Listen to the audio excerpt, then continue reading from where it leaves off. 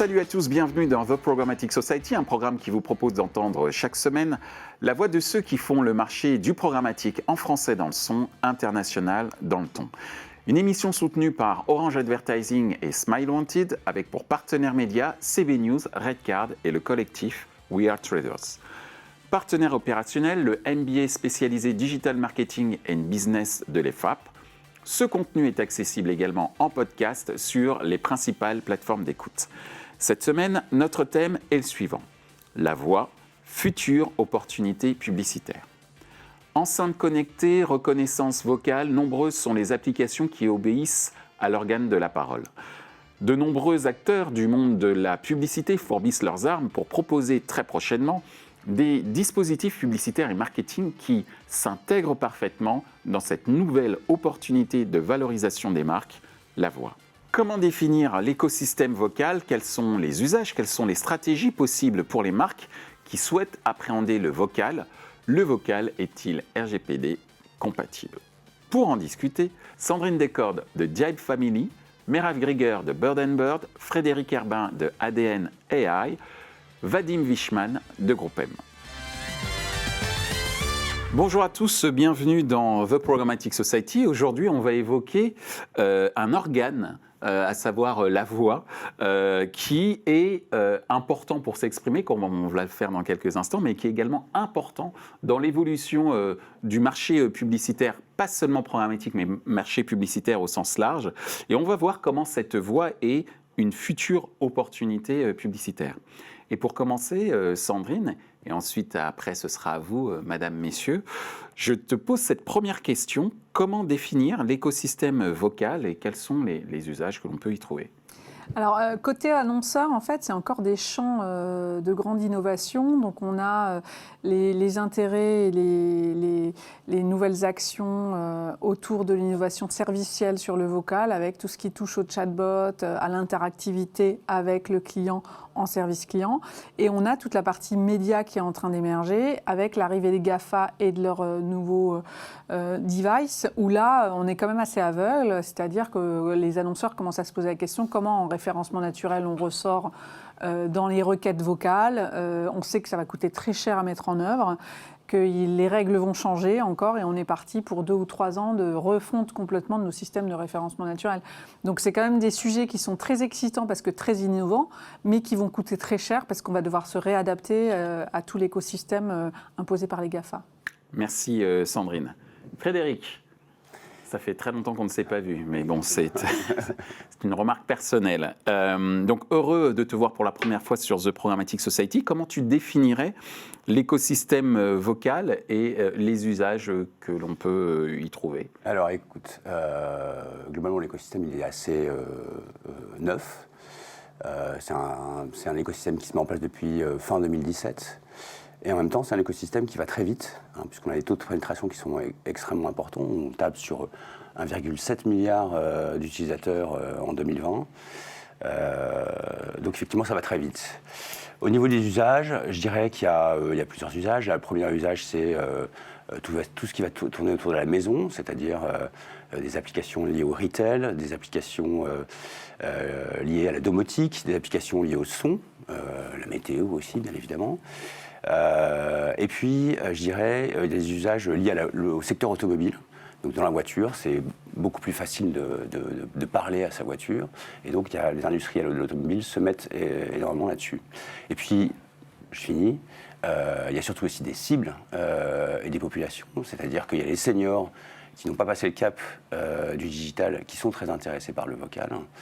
Il y a évidemment la génération Y et Z qui aujourd'hui communiquent énormément par le vocal. Et puis bien évidemment il y a les enfants. Aujourd'hui on parle énormément des écrans. Et donc c'est important pour les parents de se greffer sur le vocal qui est beaucoup plus interactif et beaucoup plus naturel que les écrans. Merci Frédéric pour cette présentation détaillée de l'écosystème vocal. On ne se doutait pas, par exemple, qu'effectivement il y avait des effets également générationnels, comme tu viens de le décrire à l'instant. Vadim, comment tu définirais l'écosystème vocal aujourd'hui et les usages qu'on peut constater ? Alors, il y a déjà beaucoup de choses qui ont été dites, mais globalement, on le scinde en deux. Il y a l'audio digital, qui par essence est également vocal. Donc effectivement, il y a l'arrivée des agrégateurs de radio, il y a l'arrivée des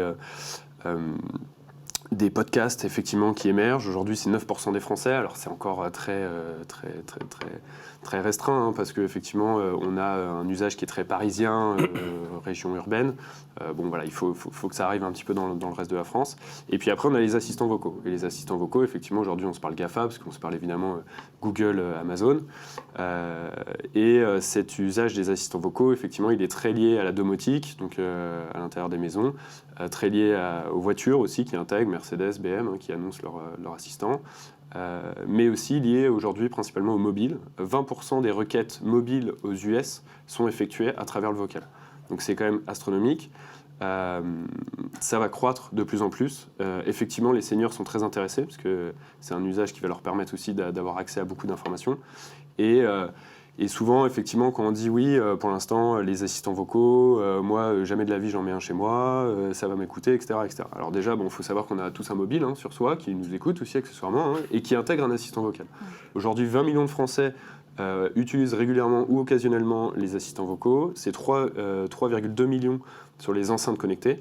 Et en fait, là où pour le moment, c'est encore un peu, mais je vais pas spoiler la dernière question, mais pour le moment où c'est encore un petit peu restrictif de par les enceintes, parce qu'en fait, il y a le mot enceinte dedans, donc c'est très divertissement, musique. Mais en fait, l'enjeu demain, ce sera quand on aura son frigo connecté, quand on aura sa télé connectée, sa chaise connectée, son canapé connecté et tout connecté. En gros, tous les objets connectés sont à un moment ou à un autre en phase de développement via le vocal. Tout à fait. Et en plus de ça, il y aura une clé de réconciliation, parce qu'en fait, on sera logué sur un seul et même compte à travers tout un écosystème d'objets. Donc en fait, l'objet va nous reconnaître en fait. Et c'est là où ça va commencer à être intéressant, et je ne parle même pas de la 5G qui va amener ça, parce que la 5G, c'est un Wi-Fi géant qui va être dégagé, donc les objets vont pouvoir communiquer entre eux et se rappeler que j'ai telle ou telle préférence sur mes usages. Alors Merave, tu es comme souvent la caution juridique de l'émission, et notamment sur le vocal, puisqu'il y a quand même pas mal de fantasmes autour du vocal. On vient d'évoquer le fait d'être écouté par son enceinte, on vient d'évoquer le fait que c'est des applications qui s'adressent à des enfants, à des seniors, donc il y a une dimension privée assez forte. Quelle est, toi, ton observation d'un point de vue juridique sur la manière dont est fait l'écosystème vocal et les usages qui en sont faits? Alors, en termes de fantasme, si on peut dire fantasme, c'est effectivement dans le cadre de l'intelligence artificielle. Mais dans le cadre de la voix et des usages de la voix, on n'est plus de l'ordre du fantasme, ce n'est pas un mythe, c'est la réalité. De notre prisme à nous, avocats, on voit se développer de nombreux projets, que ce soit de l'assistance vocale ou que ce soit de la reconnaissance vocale. Et bien entendu, tout ceci suppose des enregistrements, un accès à un environnement potentiellement privé et avec des risques d'accès non autorisé, non su. Et c'est ce qu'on appelle, nous, à l'insu des personnes. Donc ça peut poser un certain nombre de difficultés à tout le moins juridiques. Merci Merave. Seconde question, en fonction des différents usages, quelles sont les stratégies possibles pour les marques qui souhaitent appréhender le vocal? Sandrine. Alors, sur le vocal, en fait, côté annonceur, c'est une façon de pouvoir toucher des populations d'early adopters. Et notamment, quand on repositionne une marque, ce qui est très intéressant, c'est de partir surtout le domaine du podcast, où on est dans un storytelling assez long, ce qui est rare sur le digital, où les formats sont courts. On pense au format de 2-3 minutes, voire exceptionnellement de 5-7 minutes en vidéo. Le podcast, c'est quelque chose de plus long, donc on peut diffuser en fait une identité de marque et avoir un discours construit et structuré qui est très intéressant et pertinent. Côté publicité, on est encore dans l'hyper-innovation. C'est tout nouveau, donc on va chercher côté annonceur dans des budgets d'innovation. On essaye de ne pas trop s'embêter avec la conformité réglementaire parce que c'est de l'innovation, donc on touche des petits segments sur des petites audiences, et sachant que toutes les consent management platforms ne sont pas encore prêtes pour collecter le consentement de la publicité remarketée en programmatique, en vocal. Donc ça, il faut que les technologies évoluent vite, parce que le marché est en progression et la pénétration est en progression très très forte. Merci Sandrine. Frédéric, quelles sont les stratégies possibles pour les marques qui souhaitent... Alors moi, j'ai très longtemps travaillé dans la publicité, donc je vais prendre le prisme de la stratégie de communication. Je dirais qu'il y a deux approches. La première, ça va être une approche qui va être très promotionnelle. Donc on va être dans une logique de quiz, dans une logique de blind test, notamment sur l'opération qui a eu lieu cet été de Tic Tac. On était sur un blind test qui a permis de véritablement créer une petite communauté autour de la musique. D'accord. La deuxième possibilité, c'est une possibilité qui va être plus direct marketing, donc plus liée à la performance. On va être dans une logique d'avant-vente. On l'a fait récemment, nous, avec la marque Audi, qui, pour le lancement du Q3, a fait une application sur Alexa et qui a permis de paramétrer son véhicule pour, en fin de compte, choisir la couleur, choisir la motorisation, etc. etc. Merci Frédéric. Vadim, ta vision sur les stratégies possibles pour les marques qui souhaitent appréhender le vocal? Tout à fait. Alors bon, il y a de l'acquisition directe avec l'audio digital, toujours pareil. Donc là, on peut faire effectivement du pré-roll, du mid-roll, etc. Interactif qu'il devient, avec effectivement des solutions. Je crois qu'autour de ce plateau, on a quelqu'un qui propose ces solutions-là. Mais effectivement, l'idée, ça va avancer au fur et à mesure là-dessus. Donc ça, c'est de l'acquisition directe. Et après, effectivement, pour les marques, il y a cinq stratégies possibles sur les assistants vocaux. Premièrement, il y a ce qu'on appelle le VSO, le Vocal Search Optimization, donc le SEO vocal. Et donc là, ça va être un enjeu pour les marques d'émerger. Tu peux rappeler l'acronyme, là, VSO, c'est ça? VSO, oui. D'accord. Le Vocal Search Optimization, qui va permettre aux marques d'émerger lorsqu'on fait une requête. Je demande une recette à mon assistant vocal, la recette sort, et en fait, Marmiton va être cité. Si c'est Marmiton, va être cité. Donc du coup, il y a une préférence de marque qui peut se faire à ce sujet-là. Ensuite, il y a la partie contenu. Et donc là, effectivement, on a eu des exemples. On peut créer des contenus de divertissement ou d'information. On a également des stratégies de service, et ça on l'a vu avec soit dans le prolongement de service, soit dans la création d'un nouveau service. Je cite deux exemples. Il y a Darty qui prolonge son SAV, enfin son service de SAV à travers les assistants vocaux, et donc va permettre de préqualifier la demande des utilisateurs et donc d'apporter une réponse beaucoup plus rapidement. Gain de productivité pour Darty au niveau du SAV, et gain évidemment de productivité aussi pour l'utilisateur. Et ensuite, on a l'autre exemple qui est assez intéressant, c'est Duplo, qui a sorti des jouets avec une histoire connectée en parallèle. Et donc du coup, ça va être, quand on va être un acheteur, on va plutôt acheter Duplo versus le concurrent parce que il a toute une histoire, des notices d'utilisation, etc. Donc du coup, ça fait de la préférence aussi de marque à ce sujet-là.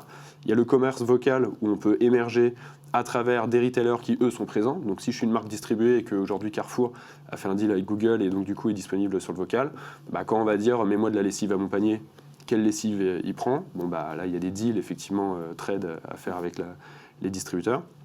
Et pour finir, il y a l'innovation produit. Et là, donc, c'est créer carrément une gamme de produits dédiés aux assistants vocaux. On l'a vu avec Philips, avec les Huawei, les ampoules connectées, Ikea également, etc. Donc voilà, il y a quand même plusieurs stratégies aujourd'hui des marques dessus. Évidemment, pas héroïste dans un premier temps, ou peu héroïste, mais il va falloir effectivement se pencher dessus assez rapidement, parce que les usages croient. Voilà, c'est un vrai enjeu aujourd'hui pour les marques. Merci Vadim. Merav, quelles seraient les recommandations à faire aux marques qui souhaitent s'engager d'une certaine manière dans le vocal? Est-ce qu'il y a des recommandations juridiques ou des points sur lesquels il faut faire attention, porter son attention? Alors, oui, des points de vigilance, effectivement. Voilà. Donc d'abord, allez-y. C'est bien, c'est pas plus dangereux qu'un autre terrain, mais c'est tout autant miné que celui de l'image. Donc on va comparer la voix à l'image. Tout ce qu'on a pu faire dans le cadre de l'image, eh bien, il va falloir apporter le même soin aux usages du vocal. Ça signifie la transparence publicitaire.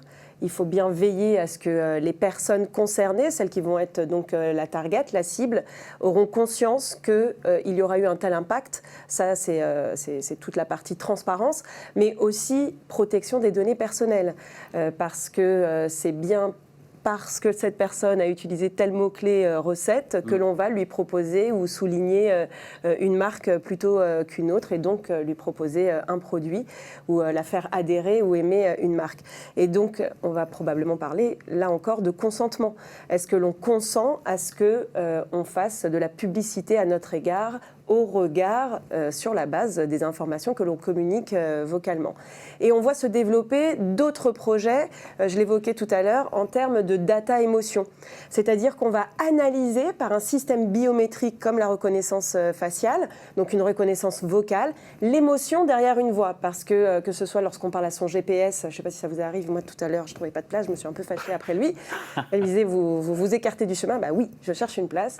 Mais tous ces éléments de stress et de tension, que ce soit quand on a besoin d'une recette le week-end et qu'on est détente ou qu'on est très pressé, peut amener à apporter un service ou une proposition commerciale ou un accompagnement différent et suivre aussi l'expérience client, utilisateur pour sonder, pour améliorer son propre produit et pour créer davantage d'émotions à son égard. Mais là aussi, il va falloir très probablement une dose de consentement de celui-ci et s'assurer que la façon dont on utilise ces outils, elle est d'une part légitime, elle n'est pas disproportionnée au regard du but que l'on a recherché et qu'on a bien contrôlé l'utilisation de ces données-là qui constituent des données à caractère personnel. On parle bien de signature vocale pour certains, mais on a tous une signature vocale, ça fait partie de notre ADN, c'est comme l'empreinte digitale.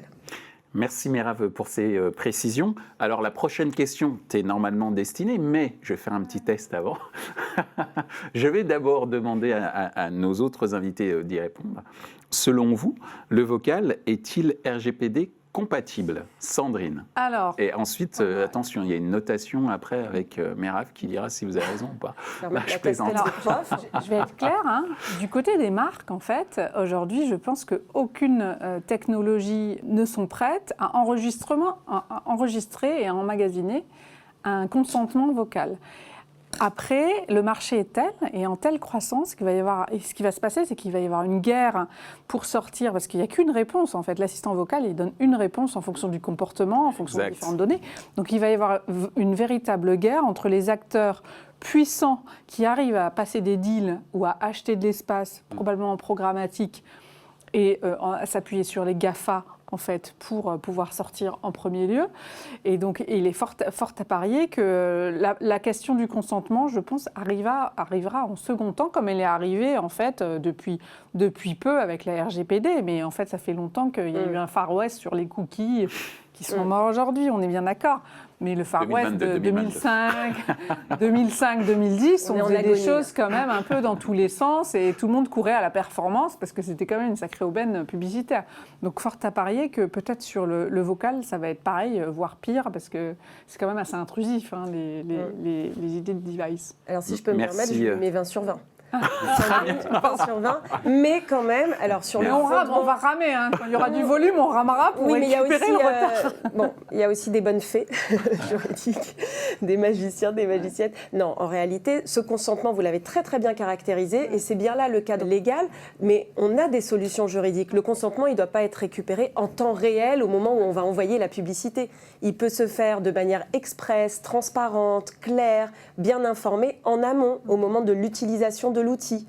Et on parle beaucoup de design juridique, on peut designer le juridique avec davantage de pédagogie et puis surtout donner envie, parce qu'on peut être tout à fait intéressé, nous utilisateurs, consommateurs, à obtenir une publicité, une information certes commerciale, mais ça peut être tout à fait dans notre intérêt. L'important, c'est de le savoir et de trouver le bon moment pour recueillir ce consentement sans que ça gêne la commercialisation et l'écosystème de votre produit. Merci Merav pour ces précisions concernant l'opinion de Sandrine. Frédéric, ton opinion justement sur le fait que... Il faut que je les note tous là, c'est grand oral. Ok. Mais tu pourras noter à la fin aussi. Hein. Je te noterai aussi, hein. tu passeras l'examen aussi. Oui, j'ai des questions après justement. Donc le vocal, est-ce que de ton point de vue, il est RGPD compatible? Alors il est carrément RGPD compatible. Dis-nous comment. Déjà dans la collecte, puisqu'on est sur du vocal, donc comme je disais tout à l'heure, le vocal c'est quelque chose d'extrêmement naturel. Donc on va pouvoir poser des questions rapidement à l'exposé en disant est-ce que vous voulez qu'on conserve vos données? Oui, non, oui ou non. Voilà. C'est quelque chose qui se fait en amont, c'est ça que tu es en train de dire? Exactement, voilà. À partir du moment où on va commencer à collecter un numéro de téléphone, une adresse mail, une adresse postale, on va lui demander tout de suite est-ce que vous voulez qu'on conserve ou non vos informations pour ensuite vous recontacter sur d'autres projets ou d'autres informations. Donc effectivement, la collecte, pour moi, elle est extrêmement naturelle. Ensuite, il y a je dirais la transmission de la data, c'est-à-dire qu'elle passe, là encore une fois, comme sur Internet, d'une façon assez classique. Et puis ensuite, il y a, je dirais, la consultation de la donnée et de la data policy, où là, en fait, on va avoir, je dirais, non plus un écrit assez rébarbatif, mais quelque chose d'audio. 30 pages de CGV en audio. En audio, voilà. Ce qui veut dire peut-être que les CGV vont évoluer pour être beaucoup plus concis, j'espère plus précis. Voilà. Parce que généralement, quand on fait plus concis, c'est rarement plus précis. Mais bon, s'ils y arrivent, tant mieux. Mais pense aussi à justement l'accessibilité. C'est-à-dire pour les gens qui sont en situation de handicap, c'est intéressant aussi d'avoir cette data policy. Et les mineurs qui ne comprendraient pas la data policy. Exactement. Il y a 2,5 millions d'illettrés en France aussi, et ça va les aider, aussi, les assistants vocaux. Ouais. Est-ce que tu veux rajouter d'autres choses, Frédéric? Je pense que j'ai tout dit. Là. Merci Frédéric. Vadim. Alors, sur les assistants vocaux, je pense que en fait, c'est un petit peu un faux débat, parce qu'en fait, quand on installe son enceinte, pour l'avoir testé personnellement, évidemment, le consentement... déjà, on est dans un univers GAFA, donc c'est Amazon, Google, pour l'instant on se parle de ça. Amazon, 65% de parts de marché, qui a repris des parts de marché versus Google qui a 35%. Et en fait, le consentement, il se fait dans l'installation, le paramétrage en fait. C'est-à-dire que quand on va paramétrer son assistant vocal, je veux dire, c'est pas vocal pour le coup, le consentement, il n'est pas vocal, il est digital, il est textuel. C'est-à-dire qu'en fait, il y a une pop-up parce qu'on a une application sur son mobile qui nous permet de paramétrer son assistant vocal. Et une fois qu'on a paramétré, évidemment, il nous demande est-ce qu'on peut garder vos données. Si tu dis non, tu n'as pas accès au service, donc tu dis oui. Et puis voilà. Puis après, vu que c'est je le grossis un petit peu. Mais on l'a le cancre. Voilà, je serais le mauvais élève de ce plateau. Mais puis en plus de ça, vu qu'on parle GAFA, les GAFA, la RGPD, c'est un autre débat. Je pense que ça peut faire office d'un autre débat. Mais voilà, donc globalement, le consentement, je pense qu'il y a moins un sujet de consentement, il y a plus une question de traitement de la data. C'est-à-dire qu'effectivement, ils vont collecter de la data, une data qui est juste astronomique, parce que quand on se parle digital, enfin déjà qu'ils collectent toute la data en digital, c'est déjà énorme, sachant que c'est que lorsqu'on fait des requêtes digitales. Imaginez-vous quand on parle toute la soirée et toute la journée chez soi, dans la voiture, etc., sachant que c'est le même, donc assistant vocal qui nous suit, c'est des données qui sont pharaoniques. Donc évidemment, ils ne vont pas la garder, parce qu'ils peuvent pas, ils n'ont pas des data centers qui sont suffisamment énormes. Par contre, ils vont la traiter. Et qu'est-ce qu'ils vont garder? Pour quels usages? Et c'est là toute la question. Est-ce que derrière, ça va nous permettre de nous remarketer quand on sera sur Gmail, sur Google au global, ou quand on sera sur Amazon? Et c'est là l'enjeu, je pense, là-dessus. C'est moins la collecte, finalement, c'est plus le traitement qui va en découler derrière. Je sens que j'ai rattrapé ma note ou pas? Excellent. J'ai un rattrapage. C'est ce que j'allais dire. On a quand même que des bons élèves. Mais je vais apporter juste des précisions parce que tout a été dit et vraiment, c'est complémentaire. Bravo. Je n'ai pas pu dire pour Fred, mais... Non, mais justement, je te laisse la parole là maintenant. Tu peux y aller. Peut-être une précision. Oui. Le consentement, il ne va pas être nécessaire pour un bon nombre d'usages. Tous ceux qui constituent l'objet de l'achat. Donc l'assistance vocale, elle s'appelle assistance vocale. On n'a pas besoin de mon consentement pour l'utilisation de ma voix. Ça fait partie des éléments principaux de l'objet, de la prestation et l'objet que j'achète. C'est pour les autres usages qu'on va avoir besoin du consentement. Et pour le coup, on ne doit pas m'empêcher d'accéder à l'usage principal si je ne donne pas mon consentement à une utilisation ultérieure, à une cession des informations relatives à ma voix, que ce soit en termes de contenu ou de forme, à des partenaires ou autres tiers. Et c'est là où il faut faire preuve de pédagogie et il faut faire rêver aussi, quand ils parlent de charte, confidentialité, de policy, etc., elles peuvent faire rêver, que ce soit en termes éthiques et que ce soit en termes de futur, d'innovation, d'intérêt, de plus-value, etc. Je me souviens d'un terme que tu avais utilisé à plusieurs reprises, ça s'appelait le marketing légal. Oui. Sans doute que, je rigolais tout à l'heure en parlant des CGV de 30 pages par le vocal, que l'effort sera d'avoir un message autour de la légalité du consentement ou pas, qui soit soigné ou plus soigné par les fournisseurs de devices ou fournisseurs d'informations qui souhaitent ensuite traiter de la data. Et ça peut être aussi un élément différenciant. Oui, peut-être je veux bien la maintenir encore un tout petit peu ouverte parce que ce que tu dis est très important. Parmi les changements d'usage et les changements de comportement, il y a ceux des avocats et des juristes. Aussi. On doit apprendre à s'exprimer de manière claire et compréhensible par tous. Et là encore, on va assister à une évolution qui est nécessaire dans ce monde d'instantanéité digitale. Je le confesse, je ne lis pas tous les terms and conditions que l'on me balance. J'accepte, j'ai pas le temps, j'ai besoin de mon service de manière immédiate. Donc on doit apprendre aussi légalement à communiquer différemment, de manière aussi bien agréable, brève et sans trahir le texte. Je me permettrais... Et peut-être, si je peux mettre un souhait, Mira. parce qu'ici on réalise les rêves, et peut-être qu'aussi le législateur un jour sera beaucoup plus clair. Et ce qui permet de rebondir quand même sur la transparence des GAFA, puisqu'en fait les services vocaux sont occupés et seront occupés par des GAFA qui sont hyper puissants, de se dire, il y a eu quand même des interventions assez étonnantes, publicitaires, de Facebook qui écoutaient les conversations pour remarketer. Nous, en tant qu'annonceurs, quand on envoie des campagnes publicitaires en vocal ou quand on développe du service vocal, l'enjeu, c'est de s'appuyer sur les prestataires, les fournisseurs en termes réglementaires. C'est-à-dire qu'on ne rentrera jamais dans le débat. Et donc, ça va jouer entre les législateurs européens et les GAFA, au final. Ouais, il y a aussi, merci Sandrine. Frédéric. Il y a les GAFA, mais aussi des sociétés les prestataires. Les prestataires, où on récupère aussi des datas. Donc, il y a cette... Donc, à votre charge, la conformité réglementaire. Alors moi, je voudrais faire juste une remarque. C'est rare que j'en fasse, donc je m'en faire une. Mais après, il faudra qu'on réponde très rapidement à la dernière question. Mais je fais une remarque par rapport à ce que tu évoquais tout à l'heure, Vadim. Tu disais qu'il y avait des données pharaoniques par l'intermédiaire de ces outils qui suivent nos conversations 24 heures sur 24, et qu'en gros, ils allaient, entre guillemets, les opérateurs, utiliser que les informations qui les intéressent. C'est bien ce que tu as évoqué. Non, j'ai dit qu'il fallait qu'ils choisissent justement quelles informations ils souhaitaient traiter, quoi. Nous sommes d'accord. Sauf que les hackers derrière, ils ne vont pas choisir. Donc moi, ma question, elle est là-dessus. C'est-à-dire qu'effectivement, on peut être entre les mains de gens de bonne volonté, quand on est annonceur, tu l'as évoqué à l'instant, Sandrine, en te reposant sur tes prestataires. Mais en ce qui concerne les personnes mal intentionnées, quand tu vois que Jeff Bezos a eu son téléphone hacké, je ferme la parenthèse, ça pose des questions. Donc... je la referme, mais c'est peut-être aussi une transition sur la future question, puisqu'on va parler du futur justement dans cette future question. Comment imaginez-vous la publicité vocale du futur ? Sandrine ? On n'a pas encore d'imaginaire. Il y a les deux voies qui sont d'essayer de répondre au search, et il va y avoir une grande guerre pour pouvoir être celui qui sort. Donc le search sur Google, il y a la première page des résultats avec les 2-3 premières places qui sont clés, mais au moins on a 2-3 places. Donc le VSO va le être clé. Vocal, il n'y aura qu'une réponse possible. Et là, je peux te dire que les prix... Les prix vont exploser probablement, et après... Ce sera plus Google, ce sera Sotheby's, ou ce sera une salle de marché d'art, quoi. Une salle de marché d'art où seuls les gros puissants pourront investir ce domaine en fonction de leur activité. Et après, il y a toute la partie qui est en train de se développer fortement, qui est finalement l'écoute de médias vocale, dont on n'a pas beaucoup parlé, qui est une belle opportunité parce que ça va créer un nouvel écosystème publicitaire.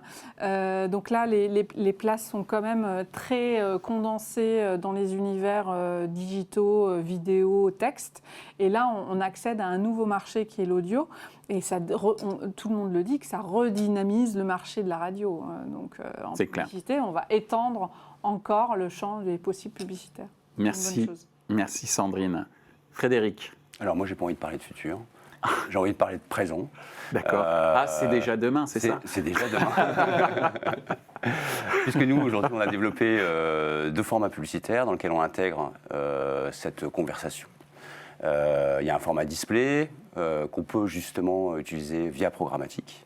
Donc un format classique IAB dans lequel on va pouvoir avoir une conversation vocale. Et puis un deuxième format qu'on a lancé avec Nextmedia Solutions, qui est un format audio qui vient s'intégrer entre un spot radio classique dans un podcast et le contenu. Et pendant ce laps de temps, on peut avoir une conversation et demander par exemple où se trouve le point de vente le plus proche, ou si on peut avoir plus d'informations, voire même les conditions générales de la vente. Merci Frédéric pour ces précisions et pour cette innovation que tu viens de nous décrire. Vadim, ta vision sur la publicité vocale du futur ? Alors pour rebondir sur ce que tu disais Sandrine, effectivement, la radio revient un petit peu, qui était un peu en perte de vitesse, aujourd'hui revient un petit peu sur le devant du marché. 13% des écoutes en radio se font à travers soit le digital, soit le vocal. Donc ça redynamise un petit peu ce marché-là.